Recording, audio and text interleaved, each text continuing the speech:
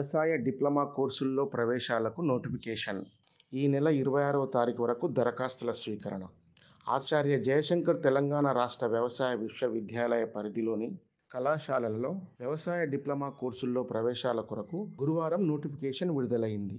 వివిధ కోర్సులకు ఈ నెల 26వ తేదీ సాయంత్రం 5 గంటల వరకు ఆన్లైన్లో దరఖాస్తు చేసుకోవాలని విశ్వవిద్యాలయం సూచించింది. అభ్యర్థులు 10వ తరగతిలో ఉత్తీర్ణులై టీజీ పాలిసెట్ రాసి ర్యాంక్ పొంది ఉండాలి. ఈ కోర్సులకు గాను పాలిటెక్నిక్ కళాశాలలో 260 సీట్లు, ప్రైవేట్ పాలిటెక్నిక్ కళాశాలలో 540 సీట్లు ఉన్నాయి. వాటిలో 60% సీట్లు గ్రామీణ కోటాలో, 40% సీట్లు గ్రామీణేతర కోటాలో భర్తీ చేస్తారు. అయితే గ్రామీణ కోటాలకు సంబంధించిన విద్యార్థులు 1 నుంచి 10వ తరగతి వరకు ఏవైనా 4 సంవత్సరాలు గ్రామీణ ప్రాంతంలో చదివినట్లు సంబంధిత పాఠశాల ప్రధానోపాధ్యాయుడి నుంచి ధృవీకరణ పత్రం తీసుకొని అప్లోడ్ చేయాల్సి ఉంటుందని పేర్కొన్నారు.